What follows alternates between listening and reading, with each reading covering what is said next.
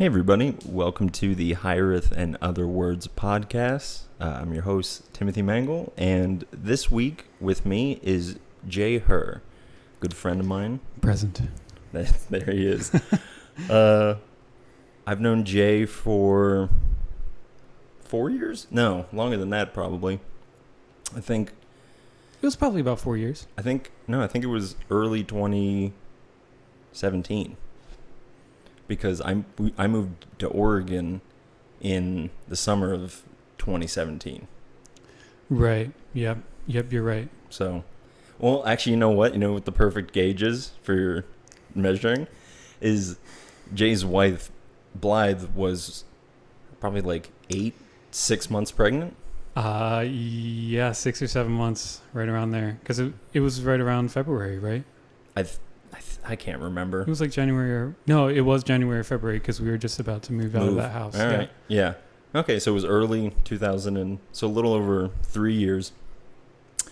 Jay is one of the owners of Press Coffee and Books, where I am currently employed, and have been. I mean, I don't have to quantify that aspect of it, but yeah.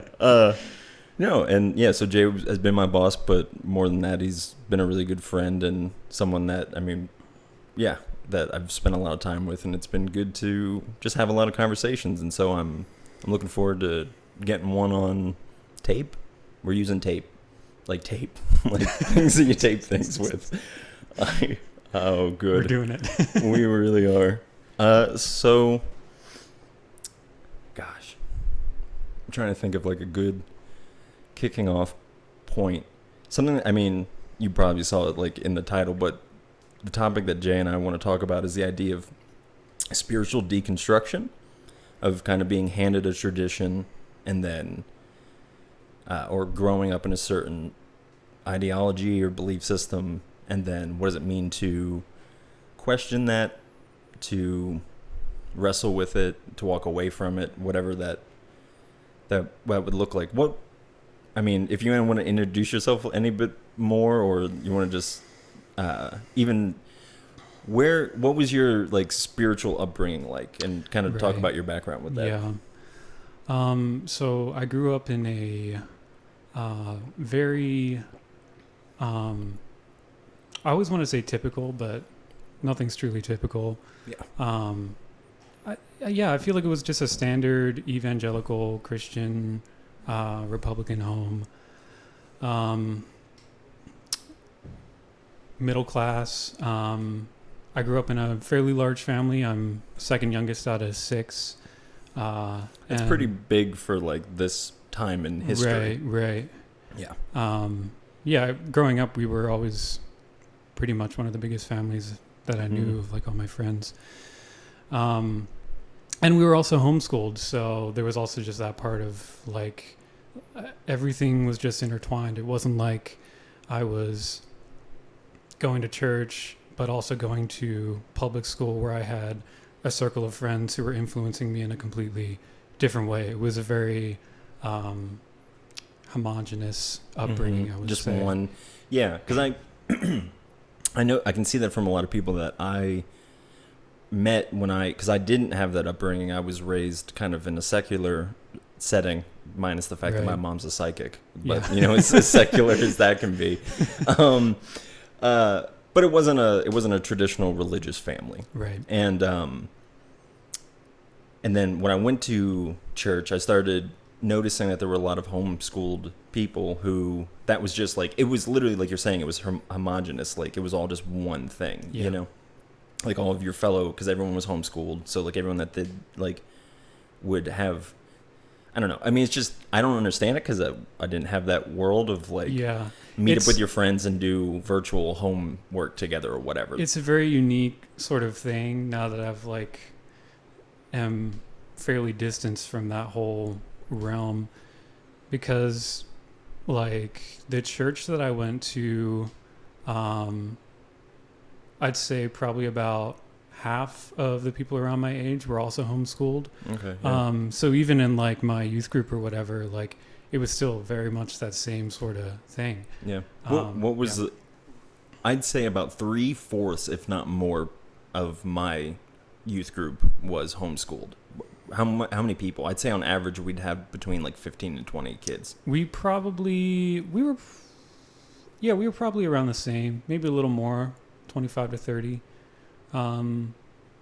depending on, it waxed and waned, but Sure. but yeah. When the spirit was flowing, there was more, obviously. Oh, yeah. And yeah. So when did you realize that you were like on a spiritual path, or like felt like you had like that this was something that like you wanted to actually take serious or participate in? I would say it was always something like church and like spiritual life was something that I took fairly seriously growing up. I was never the wild child. I don't think I ever even went through like any sort of rebellious streak or anything like that. Mm-hmm. Was it a part of like the I don't know how to properly use that word, but the oneness of it all, that like it was this spiritual part of your life was just as it was a part of everything else? Because I didn't have that experience of I found religion on my own. Yeah. So it wasn't like something that was handed to me, but so it was like right.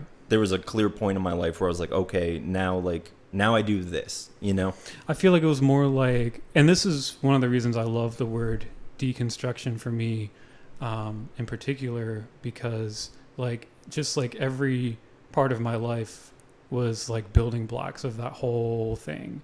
Because I mean, you even went to a Christian college, but right. You didn't do.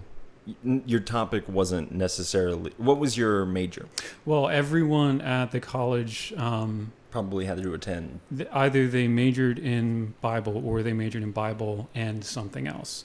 So I was double majoring in Bible, biblical studies, and music performance. Okay. Yeah. And yeah, Jay is a phenomenal musician. So whenever you can't just make a classically trained musician play for you. I can just walk around with an acoustic and do whatever. But yours is a whole like we got to be wearing a suit to really appreciate you. I should have worn my tux today. I'm so sorry. And just started singing opera.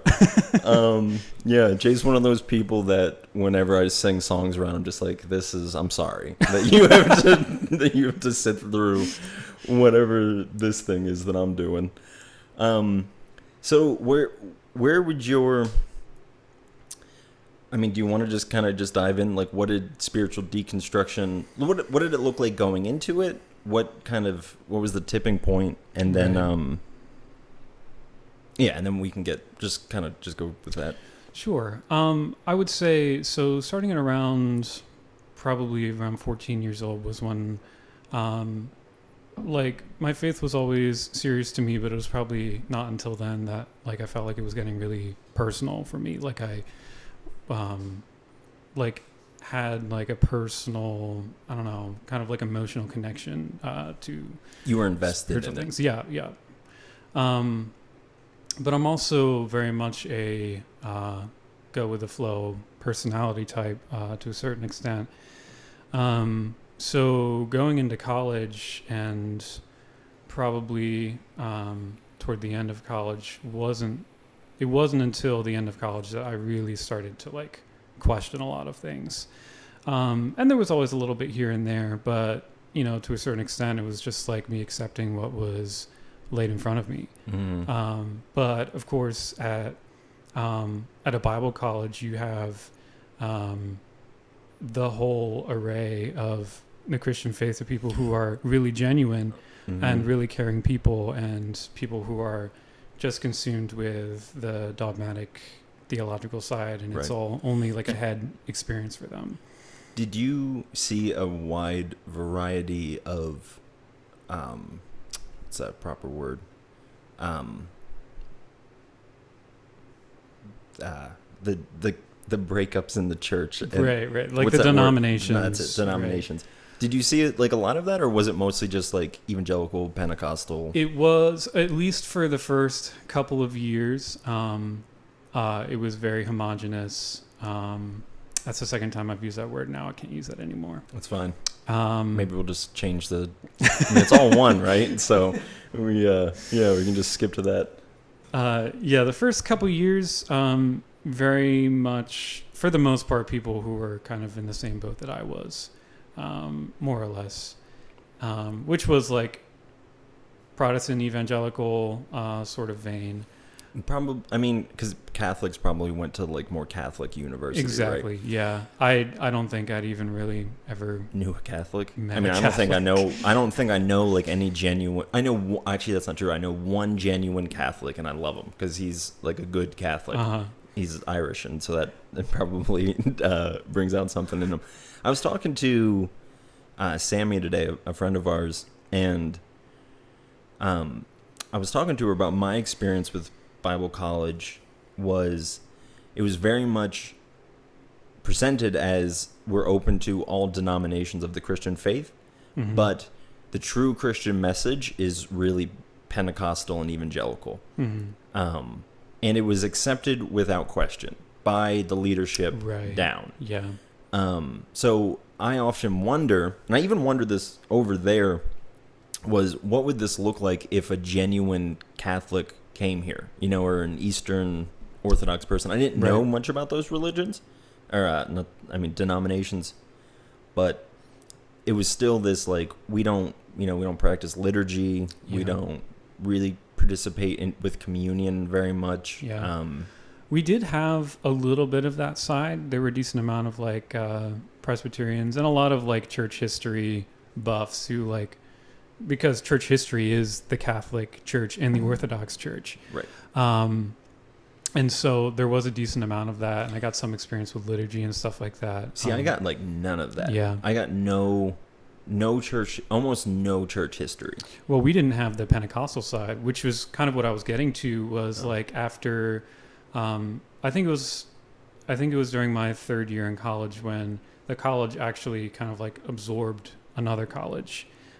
From down in DC, and this college was very Pentecostal and predominantly African American, and a lot of those students ended up coming to our campus, which was a very interesting experience to see just how that all happened, because from us with our very like conservative, steeped in our ways, like there was not much diversity. There was a little bit, but not much at all.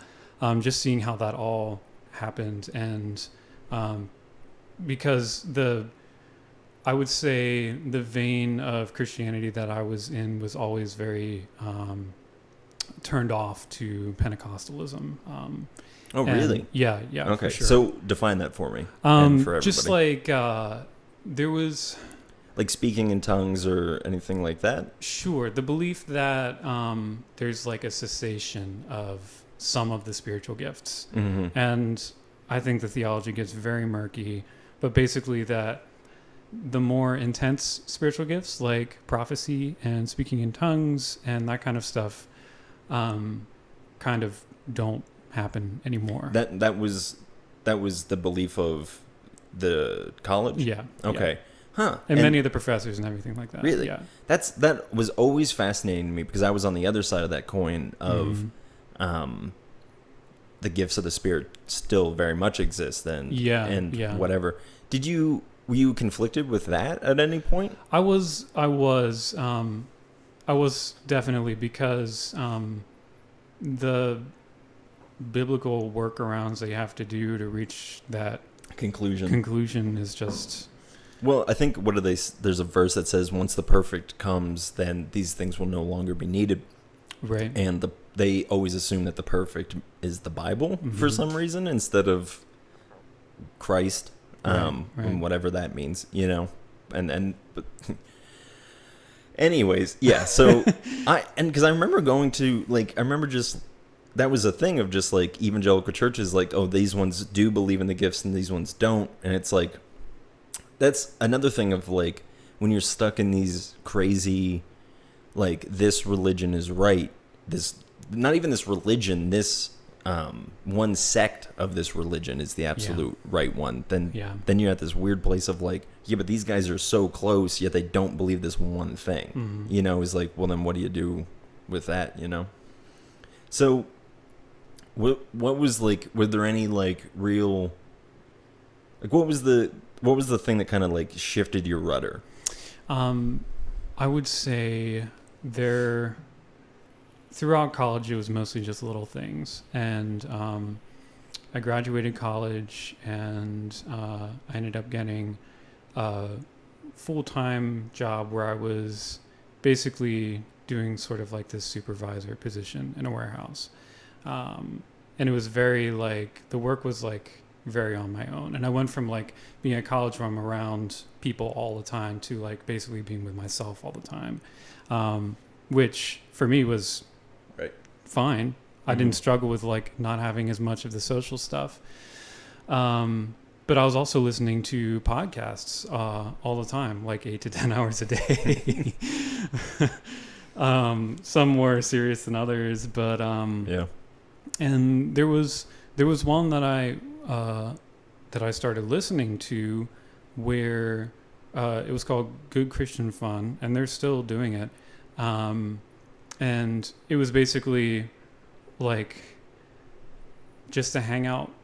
It was basically a hangout podcast for people who had grown up steeped in like 90s Christian culture, and had like since kind of backed away from that. And so they had a lot of very meaningful conversations on that podcast about like, because the subject matter brought up a lot of the ridiculous things, sometimes troubling things about what I was brought up on, and just having deep conversations about that. And it was like kind of, I think that was the sort of thing that really was me standing there 8 hours a day doing that stuff, and listening to that was kind of what really... What were the things? Man, I don't know. It feels like so long ago now because of the coffee shop and everything. It's like... Well, yeah, and, everything else that's happened in between. It's been 80,000 lives. And it was also such a internal journey for me. Like, there wasn't really anyone that I was, like, processing it with, because so much of it was, like, a very... on one hand, it was liberating, but on the other hand, it was, like, just very uncomfortable, because... Like, it's literally this stuff that all of me was built up around, that's just slowly just being like, if I don't believe this anymore, what do I believe about this? And of course, like, when that happens, like, you get to the point where you're like, do I believe God exists? I know you've been there. And like, just like when you reach that point, it's like, especially for me, when like my entire life was built upon the assumption that God exists. Right. It's just like going back into that homogenous nature of things, like when your whole family and your family's, code and your family's, they build themselves around this idea that at the center of it all is this, benevolent being, entity, whatever you want to call. Yeah. To have that just kind of... Did you feel like there was a domino effect? Because that's what I kind of picked up from you. It's like you saw one thing, and then you questioned that, and then you saw the correlation to that and to other things? Yeah. Okay. There was also, I should also say, there was like this was kind of happening around the same time. I was involved with this ministry group that did like musical performances of verbatim Bible scripture. I remember you telling me about this. And I guess it was just a way to like encourage people, like, and it was mainly for Christians, although we did some kind of like more public outreach, just to like encourage people to actually be in Scripture, because so many Christians like aren't reading their Bibles, right, or that kind of stuff. Yeah. But through that experience, because we were going to churches, I, like the one summer, probably went to 50 or more churches, just in one summer, and like we would do our performance, but it was often structured during their normal service and the normal things that they do. And like this was all kind of happening at the same time. And so like I'd be listening to this podcast, questioning, you know, what do I believe about faith and God and then the church, and like really kind of turning on what my feelings toward the church were. I was getting pretty sour to it. And then at the same time going to these churches and just seeing these things over and over and over again of people just being so self-centered and not focused on unity or God or love even. And yeah, it all just kind of tumbled from there. Yeah, that was something that I felt I noticed pretty early into my Christian walk, was that was that the idea of just the simple notion of love and loving your neighbor wasn't it was a aspect of the Christian faith. It Right. wasn't the kind of like, listen, if you want to embody everything that Jesus is pointing to, the proper thing to do is to love. Yeah. You know? And there was also the element of people, like their mindset is, of course we do that. Like, of course I love my neighbor. But when it comes right down to it, when you really tear it open and be like, do you really, from the way that you act and all that? And that was something that I was like having open for myself at the same time. It was like, do I really love people as well as like I think that I do? And what does it mean to love? I mean, because like I'm sure that those people genuinely do believe that they're enacting love. Yeah. But it's a love that has been defined by their echo chamber. Yeah. You know. Absolutely. So like, it's one of those things of it's a paradox, because within these ideologies, they always have answers to make it seem like it makes sense. You know, and so it's like the idea of like I mean, I'm sure you've heard this just as many times as I had, but the idea of the most loving thing you can do for a person is tell them that they're going to hell, right? You know, like, and inside of that box, it works, you know, like, because I mean, it's a very logical sort of right. If you believed that, if I just sitting here between the two of us, if you believe that when I die, I went to this place of eternal torment and punishment, you'd be an asshole not to tell me, to give me a heads up, absolutely. You know, like,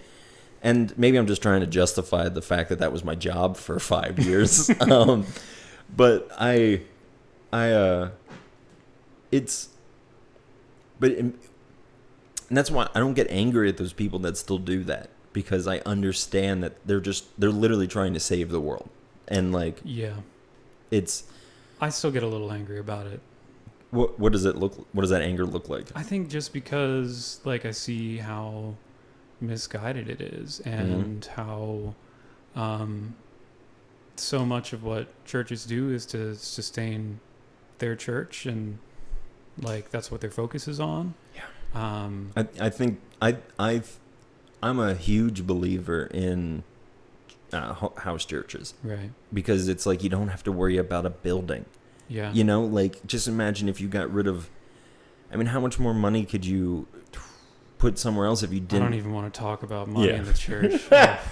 Yeah, no, that's just a whole other can of worms too. It really is. That one seemed to be a real sore spot for you. So, did you have the like, is God real crisis? Yeah, absolutely. How long did that last for you? It's hard to say, because it was kind of off and on for a while. Did you? Because that's one thing I was going to ask you. Going through all of that, I was going to ask you is, did you feel like there was a strain between you and, you know, we don't have to call it God, we can call it our higher selves, whatever, that there was just a disconnect there that. Because for me, when I was going through it, it felt like God was this thing that I was trying to get to or trying to comprehend, whereas prior it felt like something I was in communion with and kind of working with. Yeah, and then I can identify with that for Yeah, and then, well, okay, so I'm gonna just kind of say some things that like, because for me, I think I had the two biggest things that I struggled with was, I guess, probably if you could evolution and homosexuality and all those things. Like, it was so, the science aspect was, how can you trust scientists to like tell you how a GPS works or how like water freezes and melts, but you don't trust them in these other areas? And obviously science probably isn't always, I mean, there's checks and balances in science, and that exists for a reason, right? And it continues to grow upon new information, and so we're only going to find new information, right? So obviously there's an argument to be made that's like, this is just wrong, but I don't see that to be true. I did get to this place because this was like really at like almost at peak deconstruction, but I was like still trying to save my faith. And I was reading this, I wanted to find a book that was like, listen, it's okay to be a Christian and believe in evolution. And I bought a book and I read like the first chapter and like saw that was like the argument that he was raising. And I'm like, okay, it's fine. Because somebody has done the work to prove it. And that's telling of being stuck in ideology, right? Because I literally looked for someone else to give the approval that this thing existed in order for me to believe it. Yeah. And that's an ideological thing. You needed someone else to kind of give you the okay to believe what I already believed. Yeah. You know? Yeah. Did you struggle with like those sort of things, or was your? Oh yeah, absolutely. Because you're a very smart and like intelligent person, yeah. So I'm sure that yeah, there's nothing wrong with saying that, because it's true. But I actually said to my dad today that I was both sensitive and intelligent, and like said it without like hesitance. It's a good self-love thing, man. When you when you can see those things about you, like, and there's people maybe like who don't. Like, who thinks that we're just being pompous assholes, but you should affirm the good things about yourself. I agree. But yeah, so what did like the science struggle look like? Yeah, the creation evolution was definitely a big one for me, and that was one that I didn't have a problem with the idea. Like it was more of the fact that evolution doesn't exist. Just was no. Yeah. I was always fine with the idea of like, well, couldn't have God just done it this way? Like, and then man popped up and Adam and Eve and going from there. You know, it doesn't have to necessarily mean no God. He just potentially, but I do understand the correlation between, you know, Genesis and the strong belief that that's literally how it happened, as opposed to like a poetic interpretation, let's say. Yeah. And the way I grew up, it was very exclusive, where like, if you don't believe in biblical creationism, where God created the world in 7 calendar days,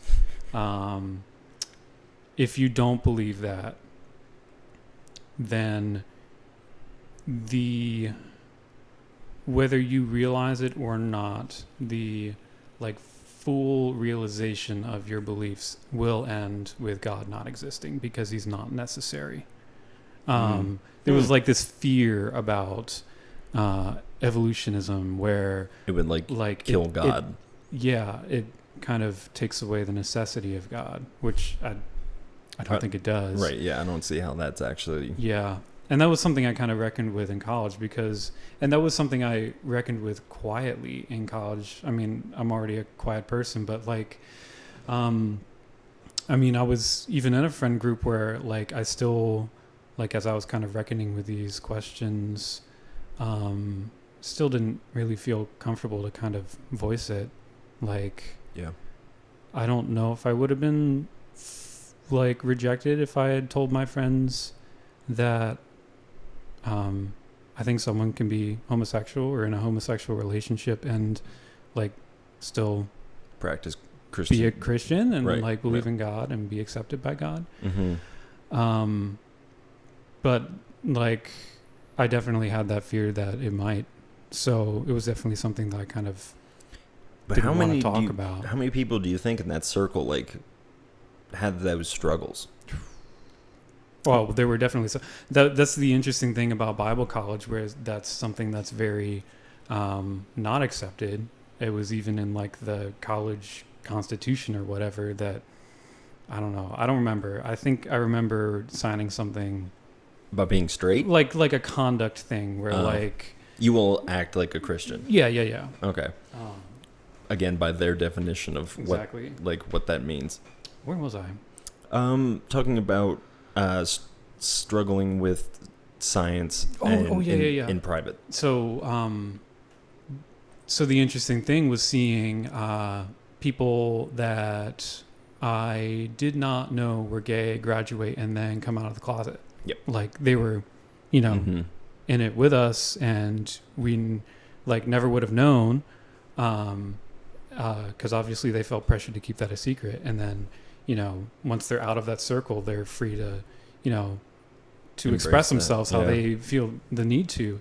And That's so sad. yeah, it came from like, it started at a place of confusion and like ended with a place of sadness of like that's the way that they had to, that they felt the need to act. Yeah, I don't want to be giving too much detail out, but I knew two people from my time in ministry that came into ministry with a history of homosexuality, and then was like, now it's straight time, and then have left that time and are both homosexual. One of them's married to a man, and who they let me. They're wonderful. Tom, me, and David. They're phenomenal people. I'll mention them by name. They let me live with them for right after they got married in Oregon.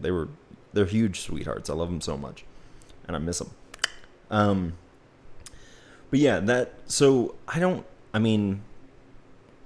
remember there ever being a time where I was like, man, I can't remember when I affirmed that it was okay to be gay and a Christian, but I just knew at some point I was like, yeah, I'm sure that's okay. Yeah. You know? And now I'm just like, yeah, God's just there for everybody, you know? Like, didn't feel the need to find some way to reconcile it. right. Yeah.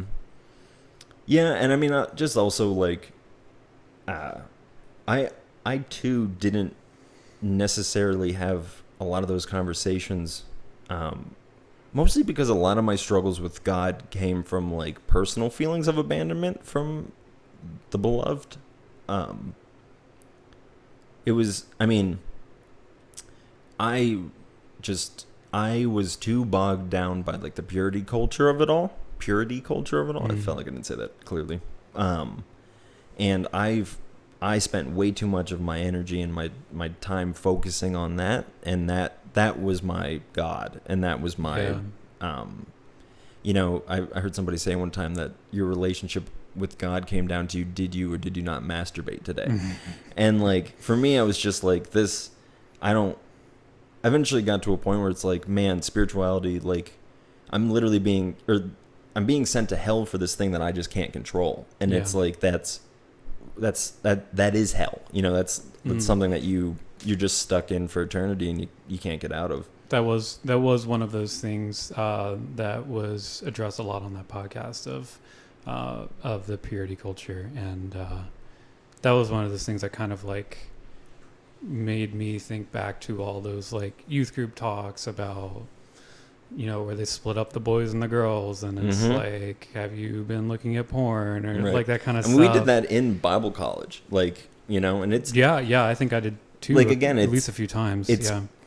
This is me like playing the side of the people who aren't here to defend themselves. It's like, it makes sense within the circle. You know, you want to take care of this person. You want the best for them. Yeah. But yeah, so that for me was more of like, I was just tired of constantly trying to like not masturbate or like whatever, you know, like it was just way too much. Like, it had nothing to do with, you know, I would say, I mean, it has something to do, but like, it felt like I was doing this task while like God was kind of just off doing its own thing. Right. And so that, I mean, that's a whole other thing, and maybe we can do a whole episode on that at some point. Who knows? But what did you? Okay, so I guess what did you have in like any really low points at all through that process of deconstruction? Because you are very like a very internal, like stoic, kind of keep it all in. Yeah. Whereas I was like literally like shaking my fist at the heavens, like cursing God. You know, Right. So We're like the polar opposites. yeah, when it comes to that, it's people know how I feel. I personally don't have this sort of I don't know, maybe my church did something better than other churches, that I didn't have that innate feeling of like God is in any given moment either for me or against me. Like he's either helping me or he's turning away because of what I'm doing. Right. What do you think that is? Just good raising of an idea of what God really is, or was it? Yeah, I think there were definitely elements that were very accurate to who God is in like my church upbringing. There were definitely plenty that wasn't, but like, yeah, there were some, like there was a very big emphasis on grace. And I think that was a very good thing. And that probably was that way. We had grace as like the, if sin and, what's that? Like the idea of like you're saved by Jesus' sacrifice, that would be like the main meal, and then the dessert was grace, right? If that made sense. Yeah. I didn't have the whole thing is grace kind of thing, you know. It was grace is the product that you only get because Jesus died, right. Not the fact that, as Richard Rohr says, grace is intrinsic to nature. It just, it's a part of the process of humans, that everyone gets to a point where grace is bestowed upon them. But I definitely did have that, God is against me. Like, and I think it might have had something to do with like, the theology that I was given of like, because I didn't necessarily believe in you can lose your salvation, because I like lean more towards Calvinistic beliefs. Yeah. It was just that you were never saved. But again, like God is this thing to be won, right? Like, like you either have it or you don't, not like this pool that we're all swimming in. Yeah. And it's just shitty. And I think that was on the other side of deconstruction. It was very much me realizing that the God that I was presented wasn't the full God that there is. It was a very like, it was a very Protestant white God, you know? Yeah. Did you have anything like that? Like realizing when did you, I mean, if you did you see God kind of expanding outside of your box of belief or whatever? Definitely. I think that was also something that you helped me with as well.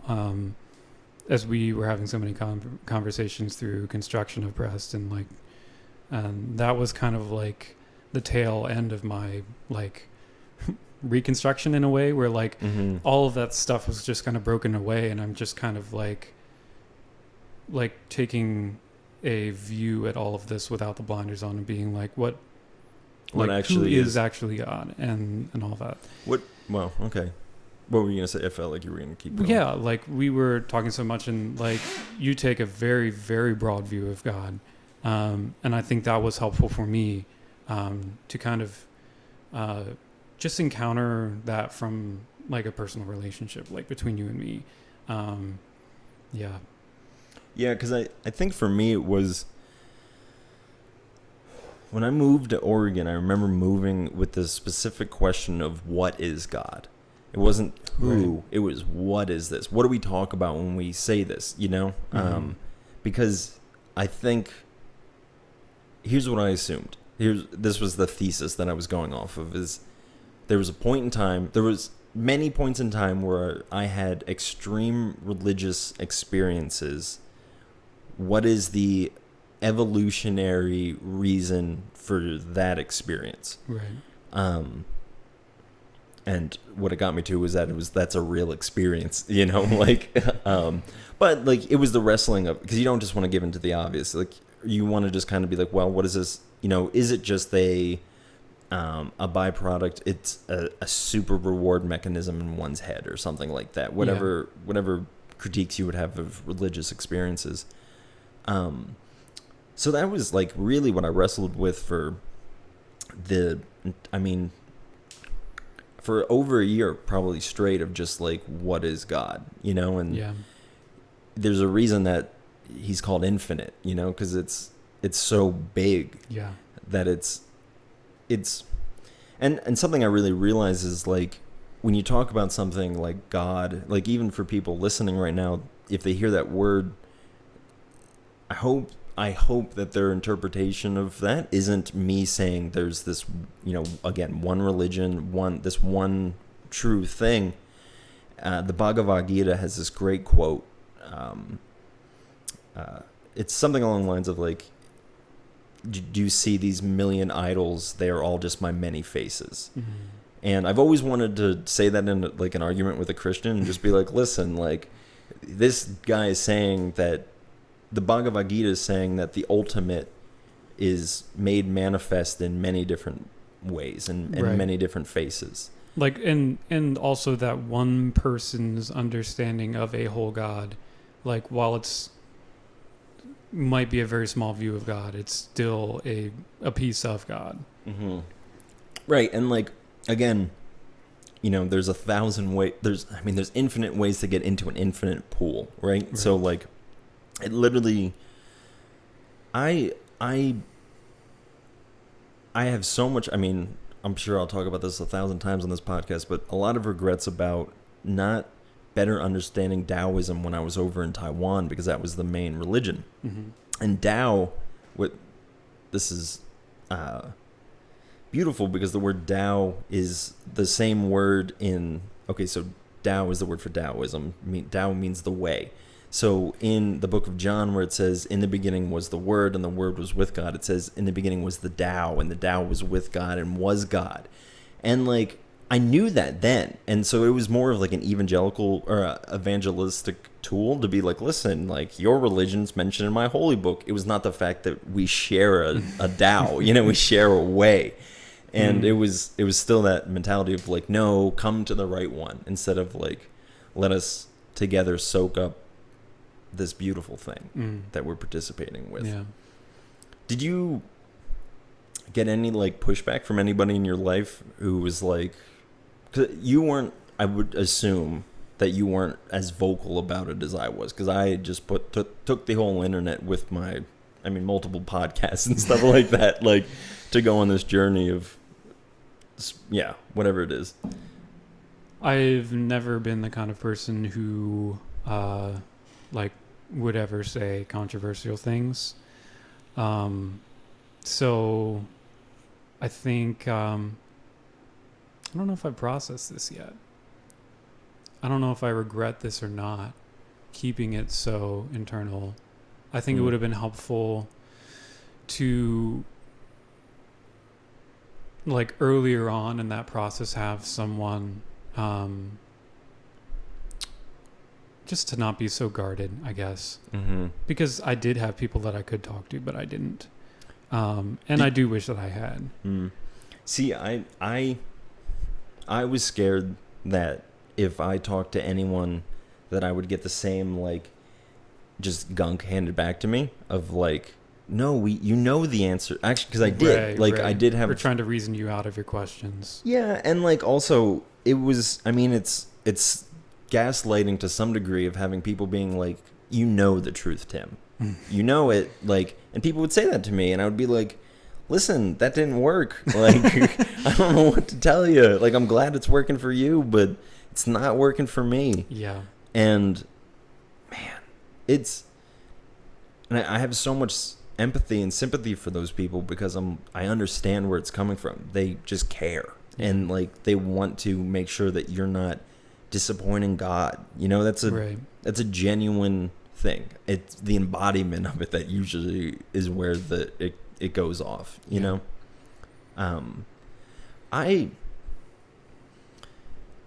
I also remember when I was overseas towards the end of my time there, I see, I had this, maybe, I don't know if, because I don't feel like you're not an amoral person like I would be. like it's, if, the second I had like the binders off to go do what I wanted, I just went and did it, Right. Like I didn't have this like, I mean, I did have like a knowing right from wrong. Like I didn't go rape anybody or anything like that. Like people think you do when you desert God. But I definitely went out and like partied and drank and slept around and whatnot, And I mean, I was also like dealing with my own hurt of just spending 5 years following die hard, like moved to the other side of the world for a religion that I was now in the process of believing was just utter bullshit, So it's like, how do you expect a person to respond to that, Like you were saying, it's, your whole world, and then for kind of one piece to be taken out, it can all collapse so much. Yeah. I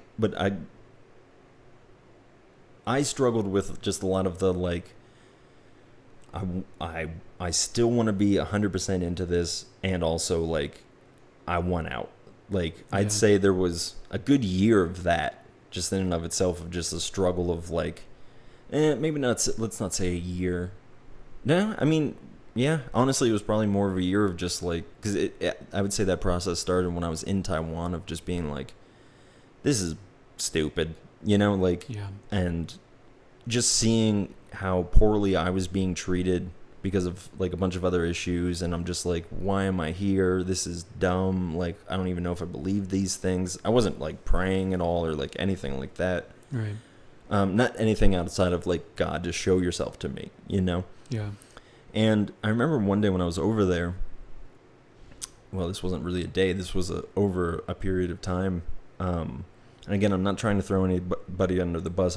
I had a bunch of really great people. This is just my experience, and just, again, I'm not trying to throw anybody under the bus. But I had a friend who was a teacher in one of the Bible schools, and I wasn't a teacher, but I worked with the organization. And the school that he worked for, somebody asked him about Genesis and was like, essentially, is it okay if I believe that this isn't literally real? And my friends, he didn't outright say yes, but he's like, well, there's many ways to interpret this. There's a whole pantheon of interpretations of this throughout church history, from Jewish to Christian, and because Genesis belongs to both. And he actually got in trouble for that, and he got his teaching time cut down because of, and also like I remember one thing. This was probably one of my first like strict Protestant like tidbits that I kept in my head. Was, I think it was like Nineveh.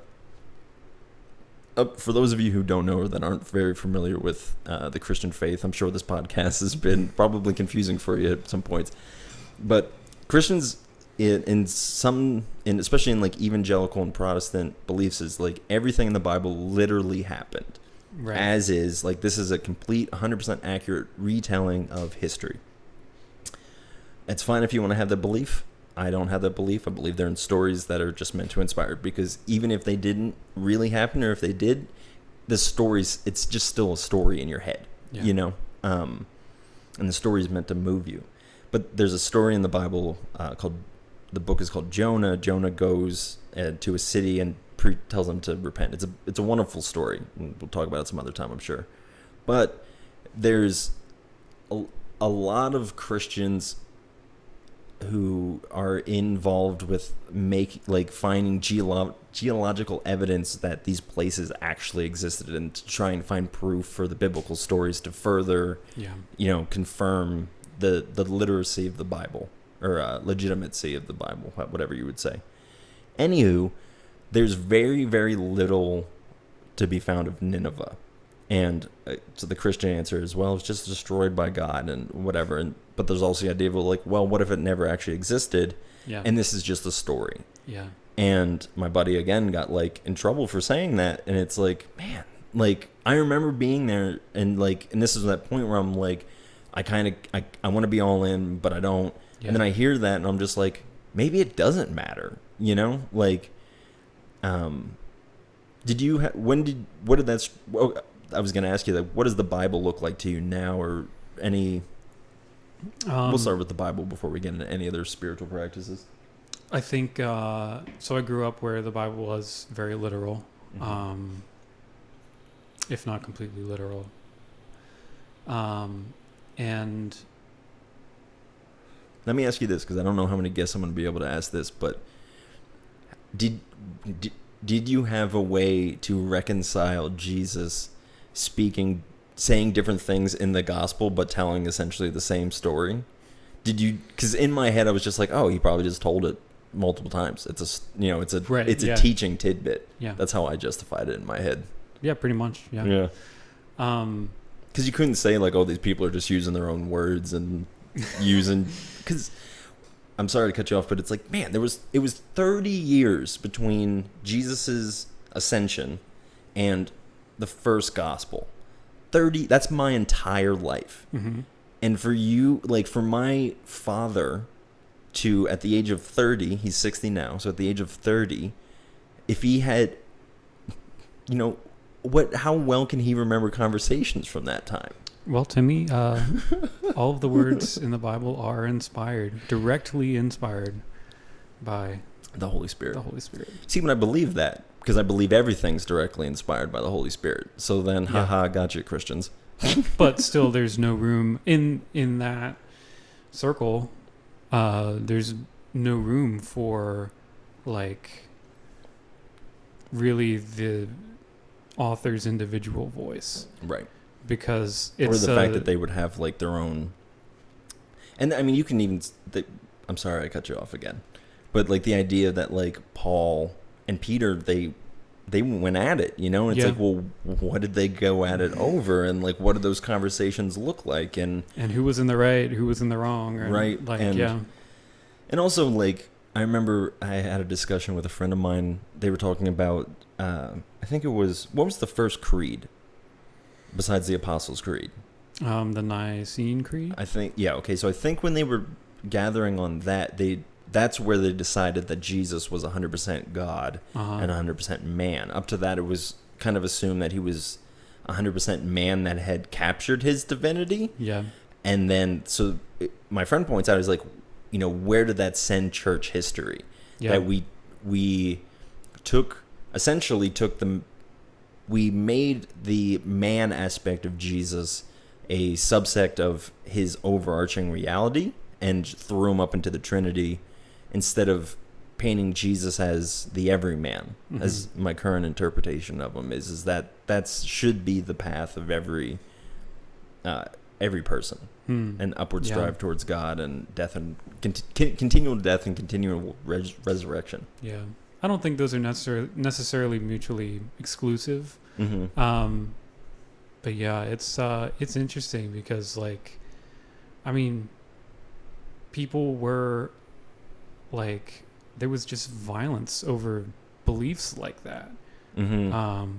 Like the whole Spanish Inquisition, you know, is people like getting thrown in front of a church council where they can be tortured for like believing something differently than someone else. Right. Which is just bonkers to me. Yeah. I mean, bonkers is probably the proper word.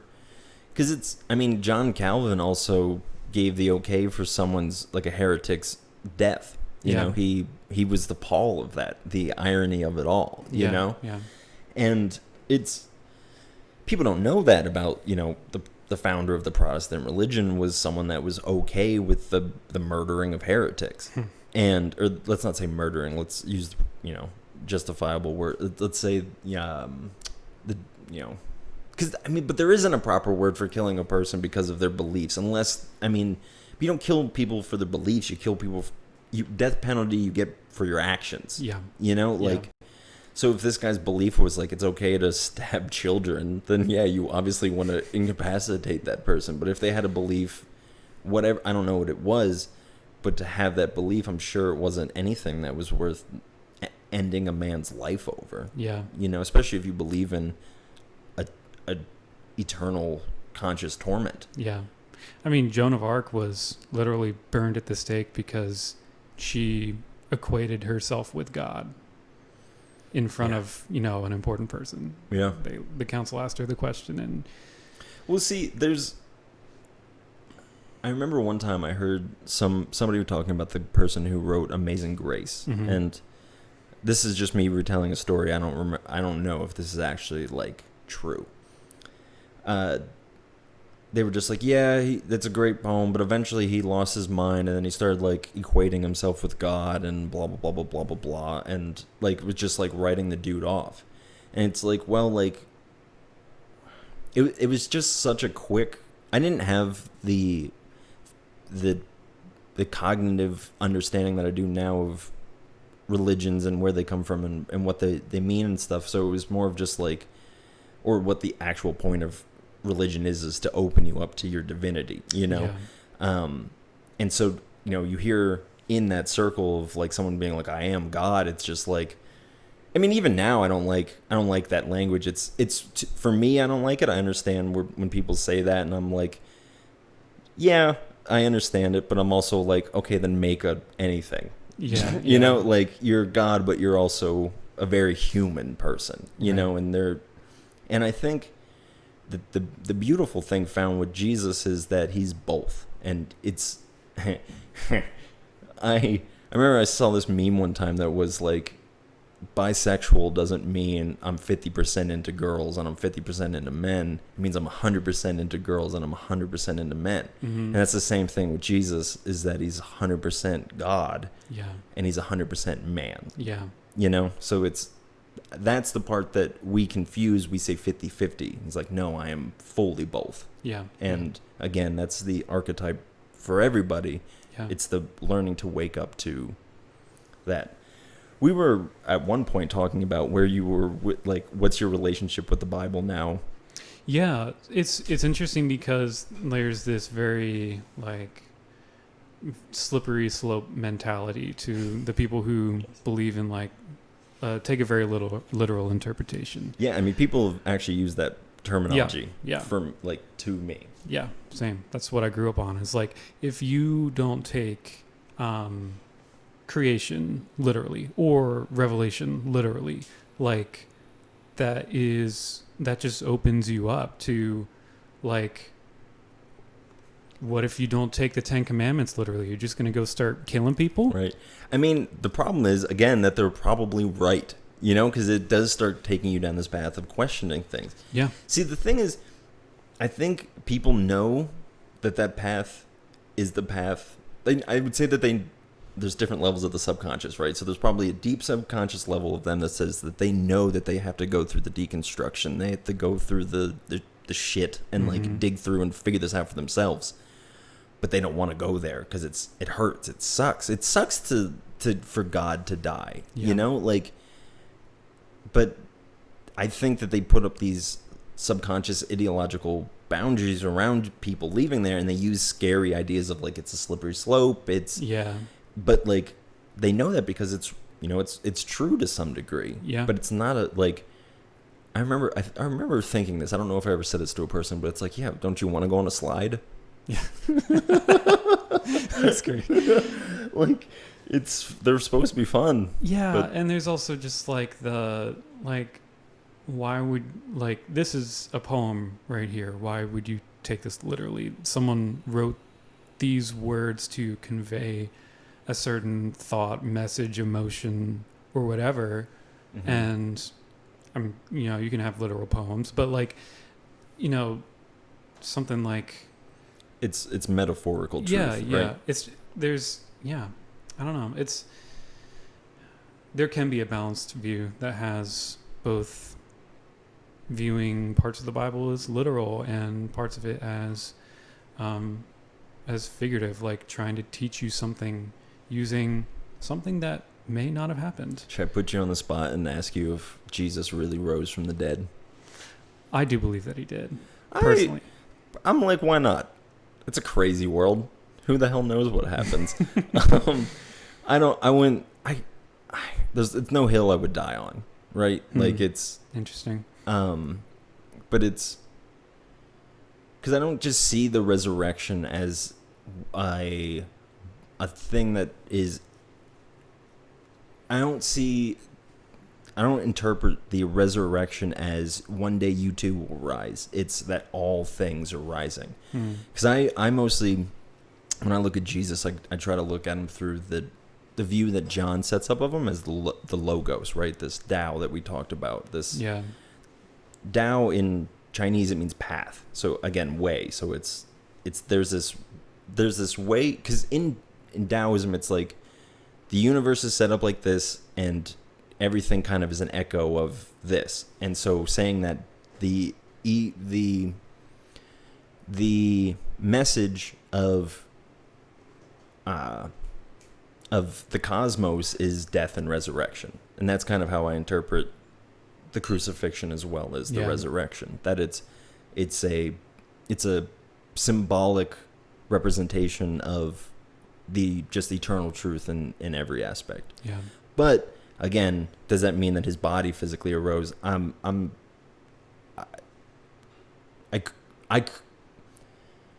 could be swayed either way, because it ultimately doesn't come down to me, because it's like, because even Paul says the body that is rose is not the same body that like you currently have. So even at that point, then I'm just like, well, then define the word body. Yeah. You know? I mean, and it's so hard to, like, when the fundamental belief is that Jesus was 100% man and also 100% God. Like, what? Like, how does that actually? Like, you can't say how that actually, fully works out in reality. Yeah. Other than, I mean, just everything is that one thing. You know. Right. See, I think where our religion really drops the ball is that it doesn't have. At least, okay, so our current, where it's kind of got to now, I think early Christianity had this. I don't think current Christianity has this, but there's an idea of an incomprehensible God.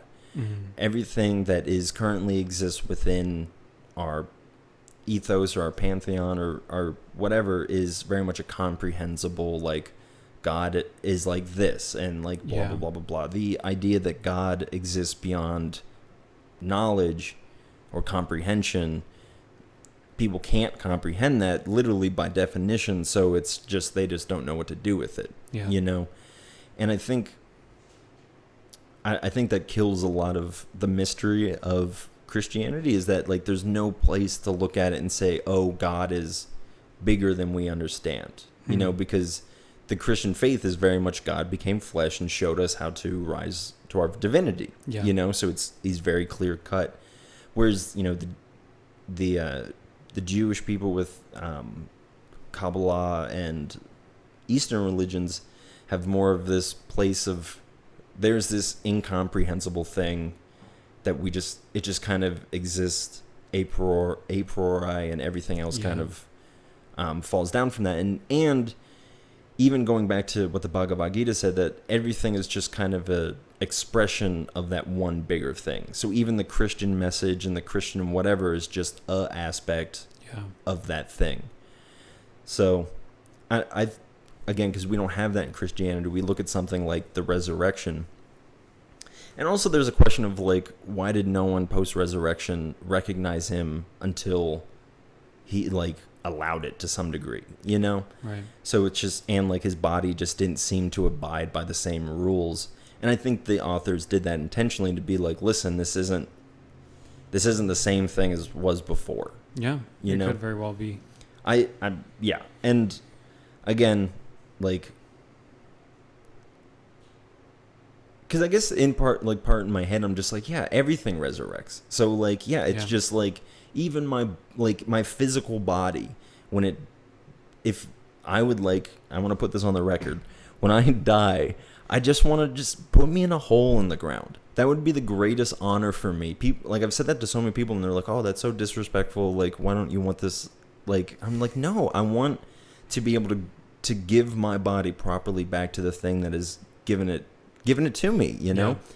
And so that in and of itself is its own form of resurrection, right? Because my body's decomposing and going into everything. Yeah, and life comes out of that. Yeah. Right. And so like, and that, well, I remember just being a kid, and I don't know if you had this conundrum, but my mom being like, you know, when, just like, I don't know if your parents ever try to explain death to you, but like being like, listen, when you die, I will be there. Like, you know? And I was always like, well, what are you going to look like? Are you going to look like the mom I know, or do you get to pick what age you want to be? Right. You know? So again, like going with Paul of like just the resurrected body, we don't know what that looks like because it's probably incomprehensible to us. It's probably above our pay grade because this is kind of what I mean, we even count in things of 10 just because we have these 10 fingers. So it's hard to say like what our interpretation of the next thing would be. Yeah. Do you still pray? Yeah. Yeah. Yeah. What does that look like? I don't know. It's a very, sometimes I feel like I'm so internal that it's hard to put like the internal things into words. Mm-hmm. Yeah, I don't know. Does it look like a vocal thing, or is it more of like, no? So it's, well, I don't mean vocal as in like, right, but like in like like a conversational sort of thing in my head or whatever.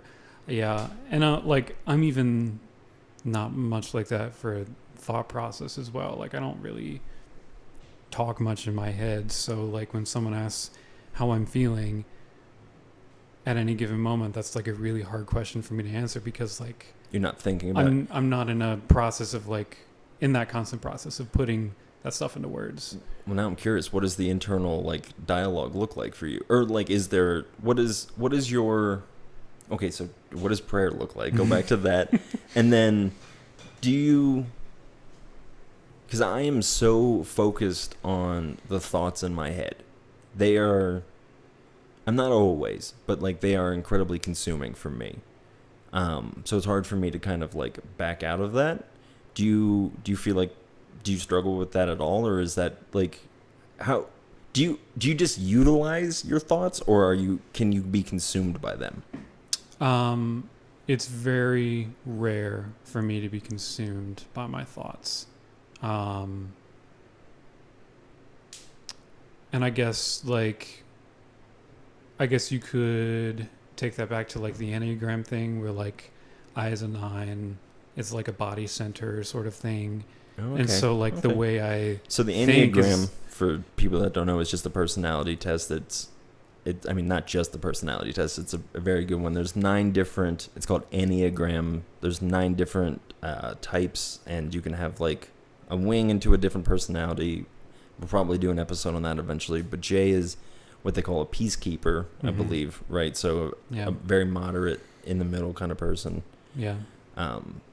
Peace, like keeping the peace. I like Enneagram because I feel like it describes me very well, and it has also helped me understand what the more unhealthy like tendencies that I have personality wise, which is more of like withdrawal for me, and what the healthy tendencies look like. So we don't need to make this a podcast about the Enneagram. So I guess for me, there's so many good books. I mean, there's one that you're currently reading that I gave to you that I would recommend to anybody at home. It's called On Becoming a Musical Mystical Bear by Matthew Fox. It's a phenomenal read. It's very dense, but it is one of the best things I've ever read on the, not even just the Christian faith, but what does it mean to be a person who wants to interact with living spirit, with life. Right. And the way that he talks about that is, he personifies life and existence as God. And I think that that's the proper interpretation, because, I am the way, the truth, the life. And again, we've had discussions about me being a pan-atheist, which is that creation itself is an aspect or is a part of God, and is God manifests himself through those things, through creation. I lost my path of where we were going with this. talking about prayer. Oh no. Yep. I think that's gone. Oh no. Oh, so it's so it's the idea of, okay, so Jesus says this thing, something along the lines of, okay, so there's this verse that Christians love to use to justify that Christianity is the only religion, which is where Jesus says, "I am the way, the truth, and the life." But before that, he says, people always say when you know the truth shall set you free. Mm-hmm. But that is preceded by Jesus saying, if you stay in my teachings, then you will know the truth, and then you will be set free. So what comes first is an embodied action, and then is the liberation, and then you find that this path is the way, the truth, and the life, and that's, you're embodying that.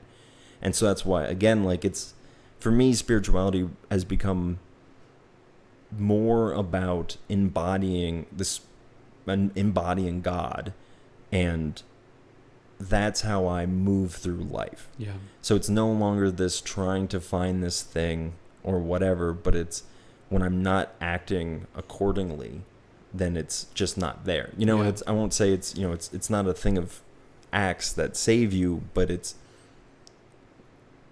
the aligning yourself with the higher parts of yourself and living in truth and whatever. Is that what prayer looks like for you? I would say so, yeah. Yeah. Like, I would say prayer for me is more meditative than conversational. Like, I like your statement of, like, aligning yourself with the higher. And it's interesting that we know what that idea of alignment looks like, and that when like you're off, people know that there's, again, like, I know people are turned off by the word God because of the connotations of that and, like, the religious baggage that everyone has. So I'm totally fine with interchanging that word with your higher self and the best parts of you, and you at your, absolute best. Yeah. Because we've all had those times when we're like, we feel complete synchronicity, when we're completely in the flow, and, like, that's when I most feel like I'm embodying the Spirit and living in that and letting it flow through me, getting my ego out of the way. This kind of goes back to deconstruction a little bit, but I remember it felt like kind of a milestone for me, because I remember the first time that someone kind of, like, explained their set of beliefs, which, for the most part, were, like, very Christian, but that they don't like to use the term Christian to describe themselves. And I remember hearing that, and for the first time, like, not being offended by that. Because,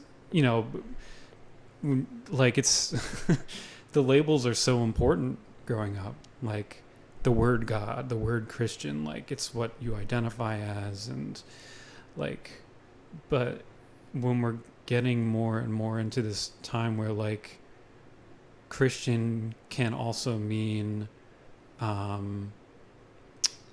like someone who is hateful toward a certain set of beliefs, like, or certain people groups. Yeah. And, like, the way I grew up would always come back to, like, well, that's not what the word actually means. It means, like, a follower of Christ or little Christ or whatever. And it's just like, words have more meanings wrapped up in them, and that's something that should be considered. Like, I'm not, like, my set of beliefs is not threatened by the labels that describe it or don't describe it. Right. Like, it's kind of transcends the English language, believe it or not. Right. And I mean, even the fact that, like, I always love the fact that Christians never called themselves Christians, that they were called that. They were just like, listen, we're Jews that are just following a rabbi.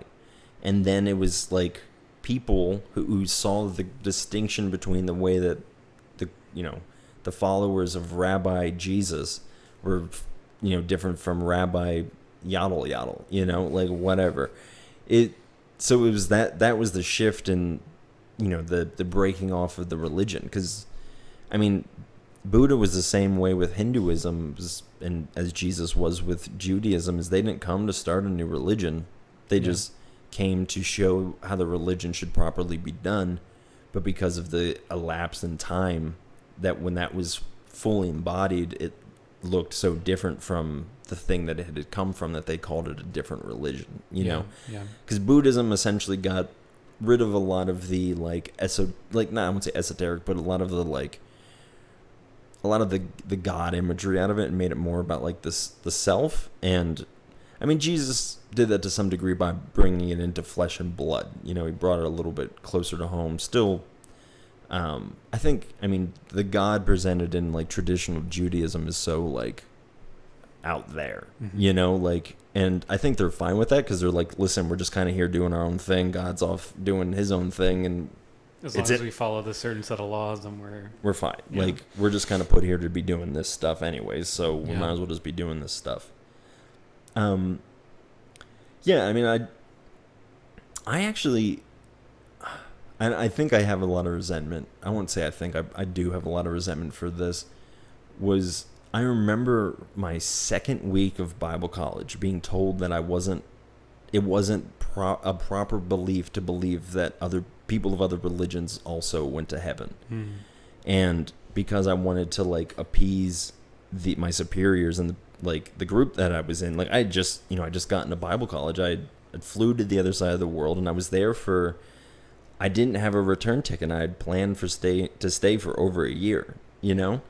So then it's like to be told that, like, you can't participate with this unless you fully embrace it. What other choice do I have, you know?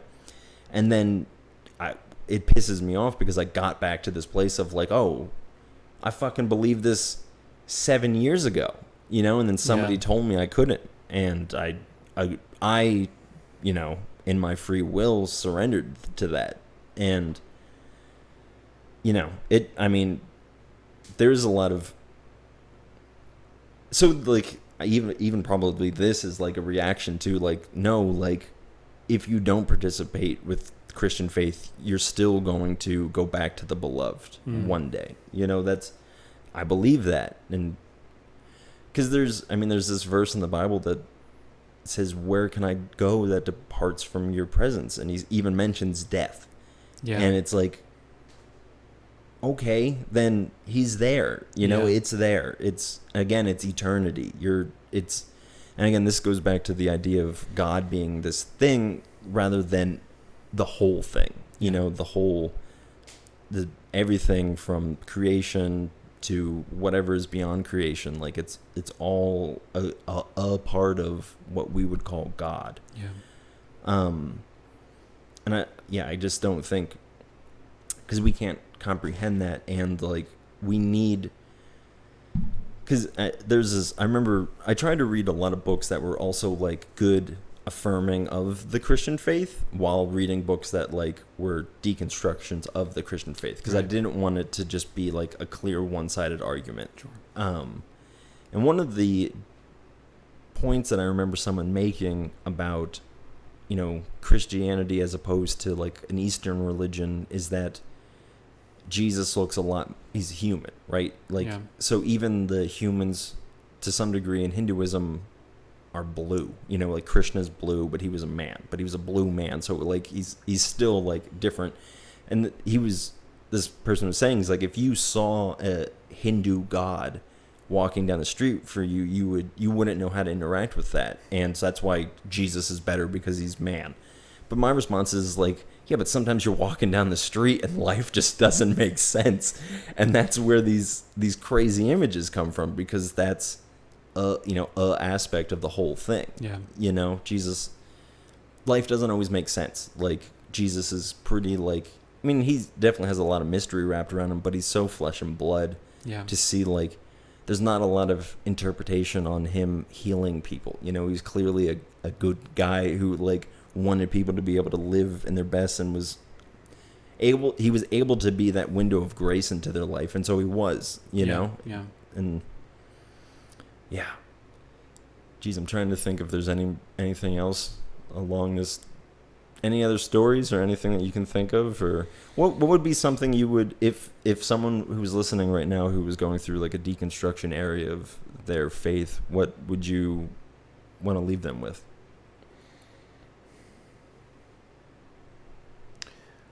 I don't know. It's challenging because so much of that is always just a personal journey. But I don't know, in a way, like, don't be afraid of it, like dive into it, and like really don't back down from just encountering what your beliefs actually are, and why you believe them, and what your inconsistencies and prejudices are, and break those down, and like because the goal is to come out at the end of it to like be closer. Well, I mean, when you start deconstructing, you don't have a goal. It's just happening. No, it's just chaos.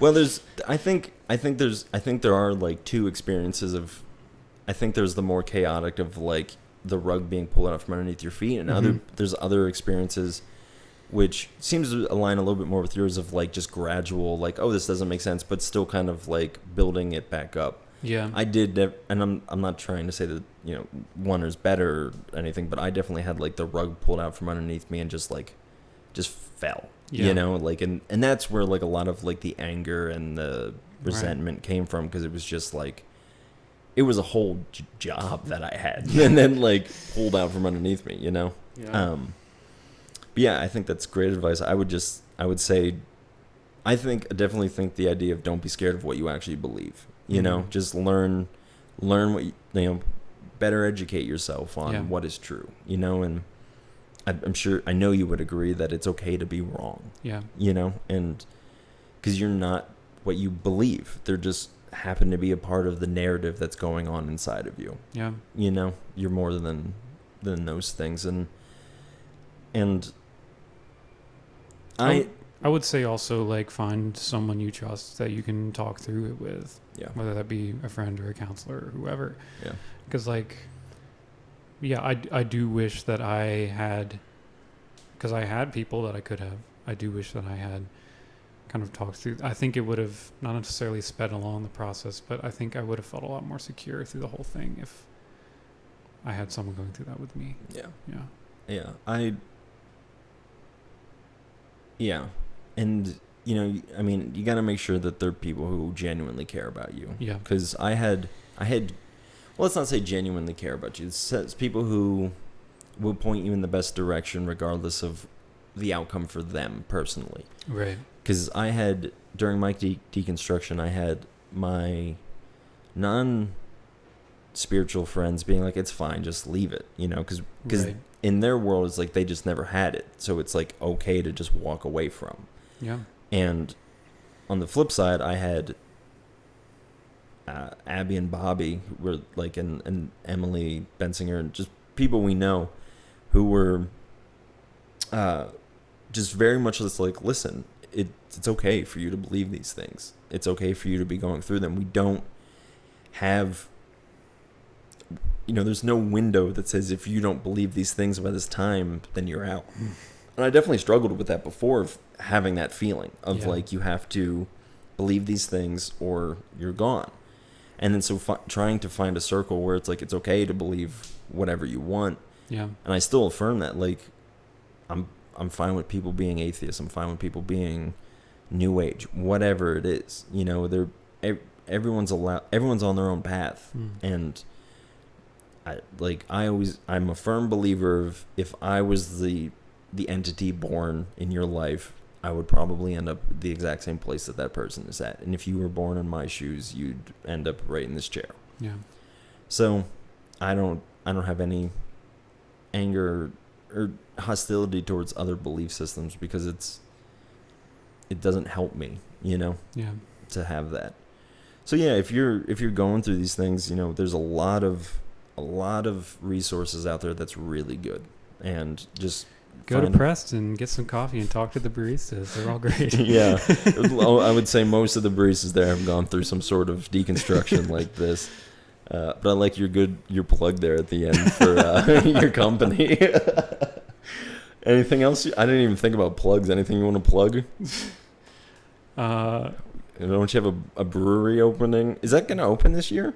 That's a plan, yeah. Yeah. Okay, Yeah. that's awesome. Yeah, we're doing a micro brewery / brew pub here in downtown Pottsville. It's gonna be off the hook. What's it called? Black Rock Brewery. I like that. Find us on Facebook, Instagram, whatever. Yeah, I'll probably link that below, wherever below is. I'll figure it out. So that's the current project. I'm not really anywhere online consistently ever. Yeah, so. and it's not like, yeah. Again, you're not like the kind of guy that's like, this is my online presence. Right, I think you mostly just post silly pictures of your son. Pretty much. If you want to listen to my music, just go find some recordings of Bach or whatever. Just picture me playing piano. I don't know, whatever. Just pull up a picture. Maybe I'll put a picture of Jay playing the piano somewhere, and then you just put on Bach in the back. That's hilarious.